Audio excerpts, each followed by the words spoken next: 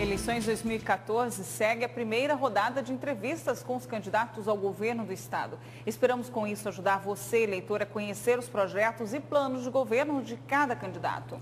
E a ordem de participação dos candidatos foi definida em sorteio realizado com representantes oficiais de todos os partidos. O nosso convidado hoje é o candidato a governador de Mato Grosso pelo PT, Lúdio Cabral. Ele conversou com o jornalista Antônio Carlos Silva. Boa tarde, Lúcio. Boa tarde, Evânia. Boa tarde a você que acompanha o Jornal do Meio Dia. Boa tarde, candidato. Boa tarde, Antônio Carlos. Candidato, o senhor tem aí na área de saúde, no seu programa de governo, 17 linhas de ação.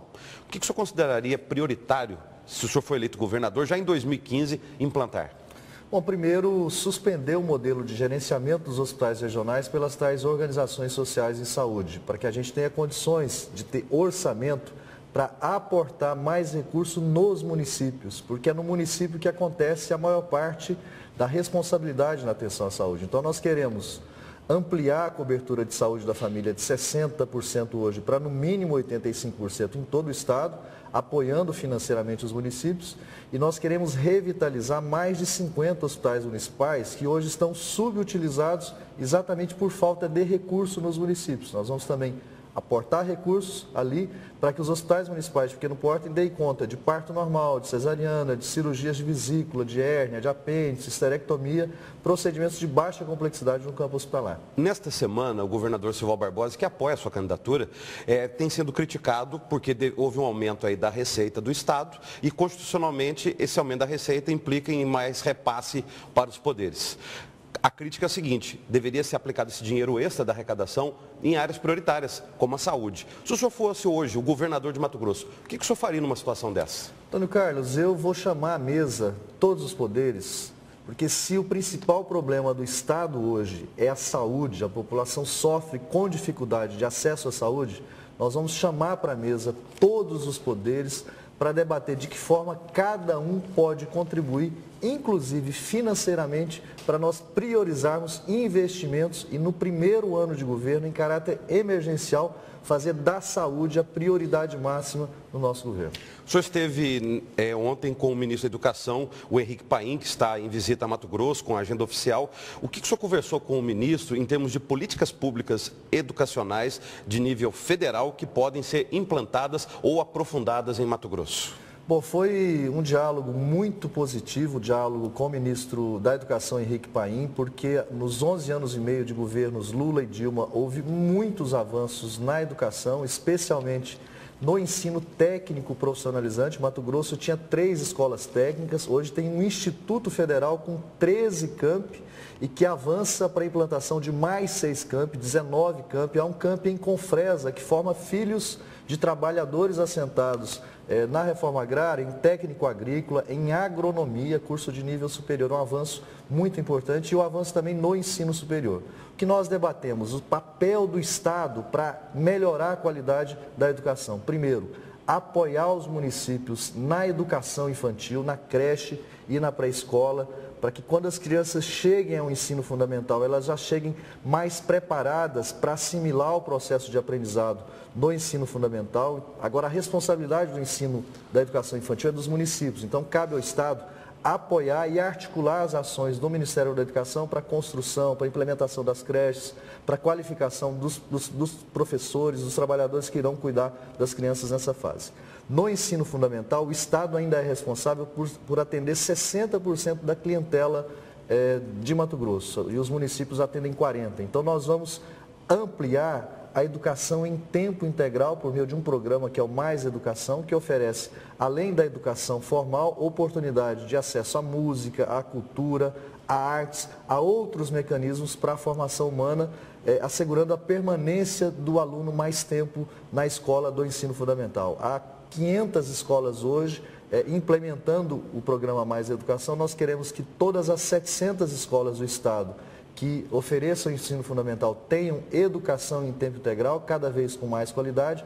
Agora, a nossa meta prioritária na responsabilidade do Estado é o ensino médio.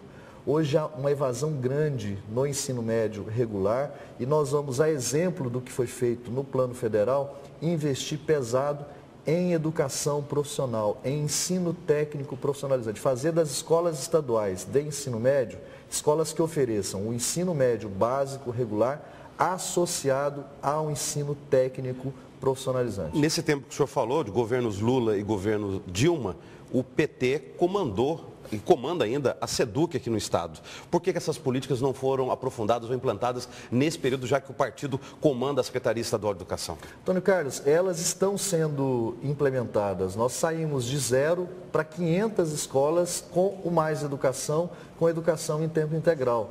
Nós saímos de 0 e chegamos a mais de 2.000 ônibus escolares distribuídos em todo o território do Estado para transportar com qualidade as nossas crianças no campo e nas pequenas cidades. Nós avançamos na valorização dos trabalhadores, 72% de ganho real acima da inflação ao longo dos últimos 7 anos. Nós temos uma legislação hoje de carreira avançada que é reconhecida pelo Sindicato Nacional dos Trabalhadores da Educação. E nós temos uma projeção de, em 10 anos, isso assegurado em lei já, e nós cumpriremos no período do nosso governo, de em 10 anos recuperar em 100%, assegurar mais 100% de ganho real na remuneração dos trabalhadores. Isso é avanço.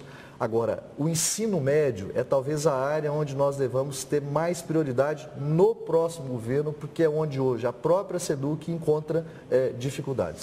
Por falar em ministro, falando da educação, agora da agricultura e pecuária, Nery Geller, Mato Grosso. Semana passada ele se reuniu com produtores rurais de Mato Grosso, Eraí Marge, Carlos Fávoro, que é candidato a vice na chapa de Pedro Táxi, e aí criou-se uma situação assim, até o PMDB falou, pode ser expulso, porque o nosso candidato, no caso do PMDB, é o outro.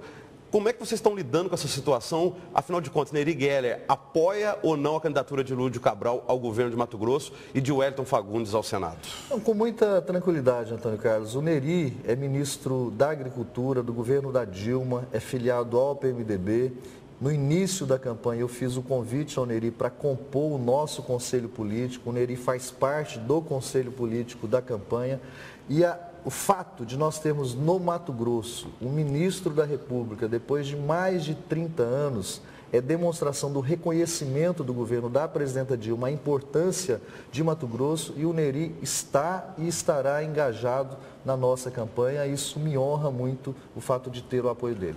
No setor da economia, o seu plano de governo tem algumas, são 6 diretrizes. Uma delas prevê a integração das regiões mato-grossenses. Aí eu lhe pergunto, integração de que forma?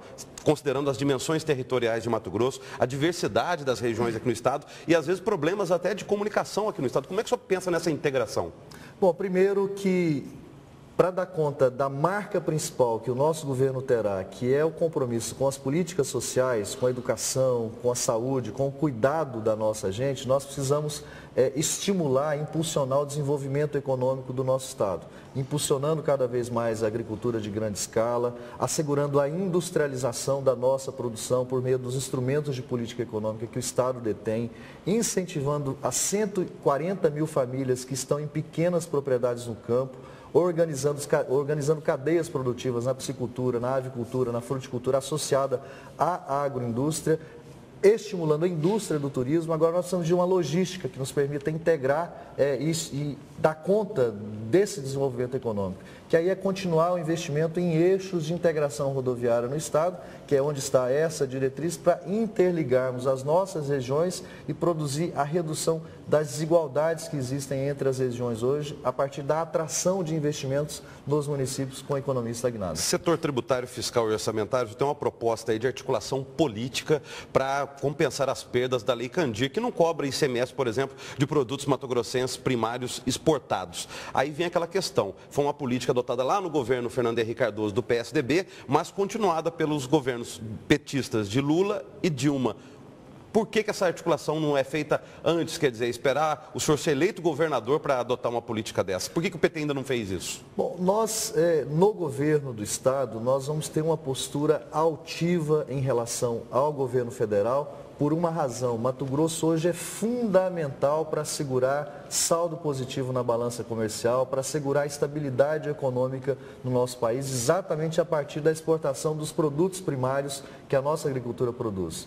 Nós vamos para a mesa com a presidenta Dilma debater mecanismos para que a compensação em decorrência da Lei Candir seja maior, para que o Estado tenha um aporte maior de recursos para assegurar os investimentos que queremos fazer em infraestrutura, em políticas sociais e no nosso desenvolvimento econômico. É um debate político, franco, que nós faremos de frente com a nossa presidenta. Agora, há outras mudanças que precisam ser feitas aí no Congresso. Nós temos que alterar os critérios para cálculo da receita corrente líquida, porque hoje todos os recursos que o governo federal manda para o Estado para custeio, eles acabam tendo uma parte vinculada que exige do Estado alocar recursos da sua arrecadação própria para assegurar essa vinculação orçamentária. Temos que fazer essa mudança para ter em 4 anos, no mínimo, 2 bilhões e 400 milhões de reais para fazer investimento em infraestrutura e em políticas sociais. Candidato, obrigado. Boa tarde. Eu é que agradeço, Antônio Carlos.